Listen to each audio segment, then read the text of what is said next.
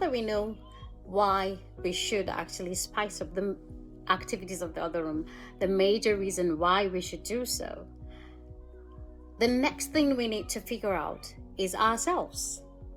We need to understand ourselves. You need to understand who you are. And in doing that, you need to ask yourself or reflect, what's your sexual drive like?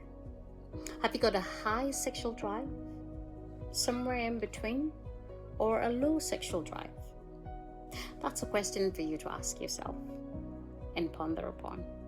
Are you the type that wants it every now and then, like every day, like 2 times a day, 3 times a day, 4 times a day? Or you're more of twice a week will be fine, or once a month will be okay? Like, you figure yourself out, like, what's your sexual drive like? And, like, rate yourself by yourself. That you need to find out in order for you to spice up things in there. Another thing in which you also need to reflect upon and highlight are the factors that turn you on. Like, what are those things that turns you on? Is it the way he smells, his perfume? Is it the way he looks? Is it the way he talks to you? Is it the flirty speech or the flirty actions? Is it the kiss on the forehead? Is it, him grabbing you from behind? What are those things that turn you on? Okay? Is it, as I said, the looks? Is it the hair? Is it the beard? Is it the kaftan with stash? Or, the hula with karo? Like, what is it? Or you want him in jeans? What are those things that turn you on? Also, one thing we neglect is the kind of food we eat also contributes. There are some kind of food that when we ingest, our body begins to feel a bit, funky. So we need to know what those things are. Also, of course, our hydration. As you're noting those things that, turns you on, you should also create a different note for the things that turn you off, okay? It might be harsh words. It might be just simply not helping out in the house. It might be, it might be a smell as well. Because I know some pregnant women get turned off by, like the smell of their husbands, like what pregnancy does to you. But technically, there are things that turn you off, okay? For some, it's noise. For some, it's even the lighting. Some people prefer to be in a dark spot, while others want the light and see everything that, Allah has blessed him with. So technically, you need to have, like a list. It might even be temperature, right? Some people like it when the atmosphere is cold, they feel all settled and, they get there easily. For some, it's their stress level, okay? Their stress level could turn them off. So you need to make a deliberate list of those things that turn you on and, of course, those things that turn you off.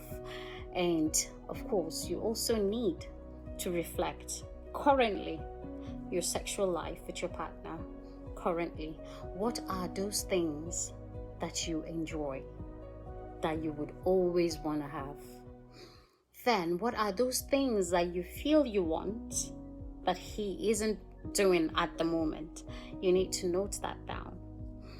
And of course, what are those things that he's doing right now that maybe it hurts? It might be a position that hurts.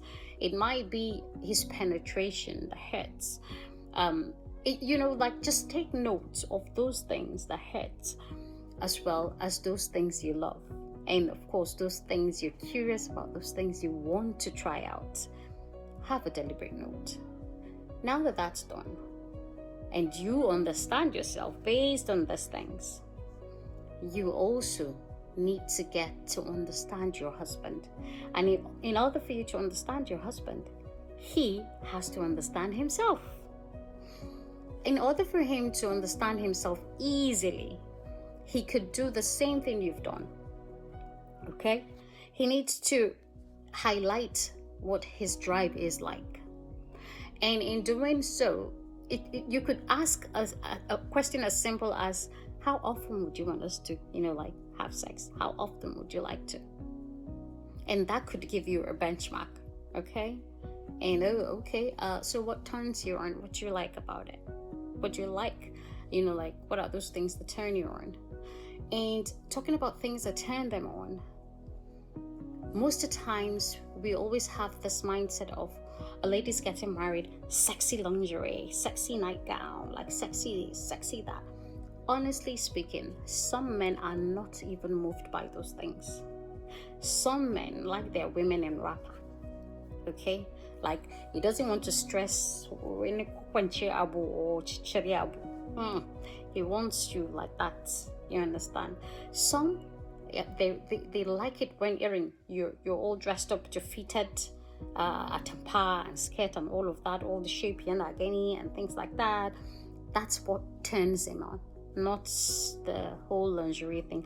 If you're not careful, if you go and wear a lingerie in front of some guys, as weird as it sounds, some husbands will classify you as Eriska. Technically, in his own saying, he doesn't appreciate that. Not saying that you wouldn't wear your lingerie, you will, of course, but you need to find out what are his priority. What is the major thing? Sometimes when you see men with side chicks and you wonder like, like 100% you're fine now, 100% you know how to dress better than the girl, you know how to do a lot of things better, but what is the issue? Do you understand? So technically, I'm not asking you to compete with a side chick, right? But definitely there's something in that side chick that tickles his fancy, okay? And for you want his 100% attention when he is with you, okay? And that is your aim. Give him 100% of the pleasure that he would want. And then if he decides he wants different shape of woman, because I know of a man who has no issues with his wife whatsoever, but he said he was going to marry another wife. His reason is very simple. In his whole life, he's fascinated by a light-skinned lady. And if you are to ask him why he married a dark-skinned lady, he can't tell you why. But he's happy with the dark-skinned lady, but he just knows he has to have a light-skinned lady in his house. That's his reason. So, a polygamous man will always be a polygamous man, but you need to understand, like, how do he want you to be dressed? Which of your perfume does he like? Sometimes we spray, you have 10 different varieties of perfume, or you do this perfume now, it finishes, you do another one and another one. So you've got variety of smell. You need to have yourself a signature smell, something that you are known for. Something he knows you for, something he likes, and then repetition. Always wear them, okay? So get it sorted. Get him to help you understand or identify which perfume he loves the most, and always use it. One secret though is that men are attracted to sandalwood oil, like sandalwood. So if you can invest in the good quality sandalwood oil or perfume, that would be great. But then there are some men who don't like oud, so you really need to check to know what your husband likes. And most of the perfumes that all those Tularan Wuta women sell to you and tell you Tularan Malaka, my dear, it is sandalwood oil. I am telling you for free, because I also I used to do Tularan Wuta, so I know the secret of the trade. It is sandalwood oil, okay? So don't be tricked. It's either sandalwood oil or akwesihiri. That's they're using voodoo in it. So, but 90% it's sandalwood oil, okay? So don't be deceived. Get the scent that he likes and make it your signature smell, so much that if he goes outside and perceive the smell, he will just think about you. And some women can be so crafty that if their husband is traveling, they tend to spray his towel with their perfume, so that when he goes, if he's taking a bath, he will still perceive the smell of her wherever he is. So yeah, he needs to identify a scent for you that you could stick to, something that he likes. Also, some things that he may like. It might be like some flirtatious texts, you flirting around with him. You know, like for some, it's words, just like women. So they also want to hear some sweet words as well. And talking about things that turn him off, he also needs to identify those things. For him, it could be the same as yours, and it could be slightly different. It could be his stress level. It could be, like his nutrition. It could be words. It could be the temperature. It could be the lighting. It could be noise. It could be, the kids. When he hears, like the kids around, is, like knocked off.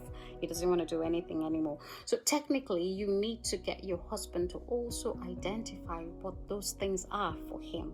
Like, what are his turn-ons and his turn-offs? And of course, itemize them all.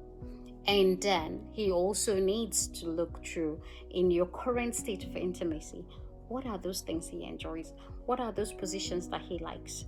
And then what are those things that he doesn't like? And what are those things that he wish he could do with you? He secretly wish he could do with you, but is too scared to say it, or too shy to say it, or too shy to initiate it.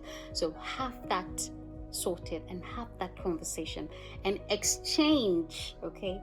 Exchange those things. For some of us, you're in the early part of your marriage. For some, you've been in the game for a while, and for some, they've had something similar. For others, they've not had the stock ever before, because most of the times we get into marriage and it's all about, we're discovering along. We're just going along and discovering along with the time we're spending with each other, without saying a word. But I could tell you that when you sit down and you have conversations, you could, depending on the kind of husband you have, you could like sit down and have a serious conversation, or you could have a jovial conversation, a playful conversation here and there. You could dedicate today to finding out his drive, tomorrow to finding out, like what he wants to be done to him, next tomorrow to find out what turns him on. Like, give it to him the way he is likely to receive it. Some can have it in one go. Some, you have to give him bite size. Otherwise, it's going to be like, what are you up to? What did they say in your WhatsApp group? Things like that. So technically, you have to be tactful in your approach, and of course, understand your husband. Know what works for him before you, engage. So if you feel you could engage him straight up, that's fine. If you feel you have to take it bit by bit, take it bit by bit. Nobody is in a hurry, okay? The aim is to maximize the satisfaction you get, maximize the pleasure you could get, okay? So you need to identify, you understand yourself. He needs to understand himself, and you need to understand each other. And remember, communication is key to every relationship. So even in terms of intimacy, you need to communicate.